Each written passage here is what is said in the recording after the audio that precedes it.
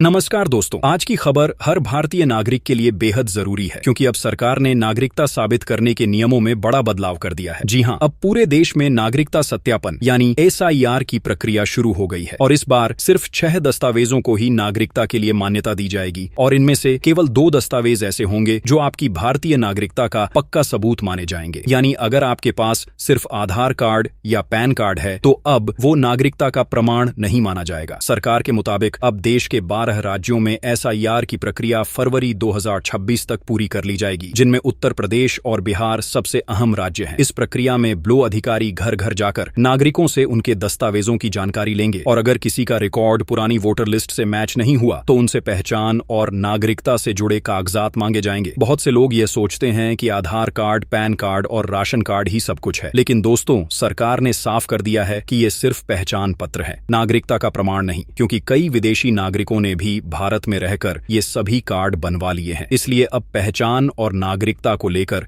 सरकार ने पूरी प्रक्रिया को सख्त कर दिया है। सरकार ने कुल 11 दस्तावेजों को सहायक प्रमाण के रूप में माना है, लेकिन नागरिकता के लिए केवल 6 दस्तावेज मान्य होंगे। पहला दस्तावेज है पासपोर्ट, जो आपकी पहचान और नागरिकता दोनों को साबित करता है। दूसरा दस्तावेज है राशन कार्ड, जिसमें आपके परिवार और निवास की पूरी जानकारी होती है। तीसरा दस्तावेज है पैन कार्ड, जो आपकी वित्तीय पहचान से जुड़ा होता है। चौथा दस्तावेज है मूल निवास प्रमाण पत्र यानी डोमिसाइल सर्टिफिकेट, जो बताता है कि आप किस राज्य के स्थायी निवासी हैं। पांचवां दस्तावेज है परिवार रजिस्टर या पेंशन ऑर्डर, जो सरकारी रिकॉर्ड में दर्ज रहता है। और छठा दस्तावेज है जमीन या मकान से जुड़ा सरकारी कागज, जो आपके स्थायी पते का सबूत होता है। लेकिन दोस्तों, इन सब में से भी सिर्फ 2 कागजात ऐसे हैं जो आपकी नागरिकता का पक्का और कानूनी सबूत माने जाएंगे।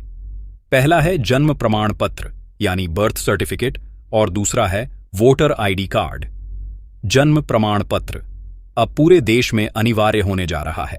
सुप्रीम कोर्ट ने भी साफ कर दिया है कि साल 2026 से किसी भी सरकारी काम, पहचान सत्यापन या नागरिकता से जुड़ी प्रक्रिया के लिए जन्म प्रमाण पत्र सबसे जरूरी दस्तावेज होगा। यानी अगर आपके पास यह कागज नहीं है तो अभी से इसे बनवाने की तैयारी कर लीजिए, क्योंकि जब अधिकारियों की टीम घर आएगी तो सबसे पहले यही दस्तावेज मांगा जाएगा। अब बात करते हैं वोटर ID कार्ड की। वोटर ID सिर्फ भारतीय नागरिकों को दिया जाता है, क्योंकि वोट डालने का अधिकार सिर्फ भारत के नागरिकों को ही है। अगर आपका नाम किसी राज्य की वोटर लिस्ट में दर्ज है तो यह इस बात का ठोस सबूत है कि आप भारत के नागरिक हैं। कोई भी विदेशी व्यक्ति वोट नहीं डाल सकता, इसलिए वोटर ID आपकी नागरिकता का सबसे मजबूत दस्तावेज है। अब जब SIR प्रक्रिया चलेगी तो BLO यानी बूथ लेवल ऑफिसर हर घर जाकर लोगों से एक एन्यूमरेशन फॉर्म भरवाएंगे, जिसमें नाम, माता पिता का नाम, मोबाइल नंबर और आधार नंबर जैसी जानकारी देनी होगी।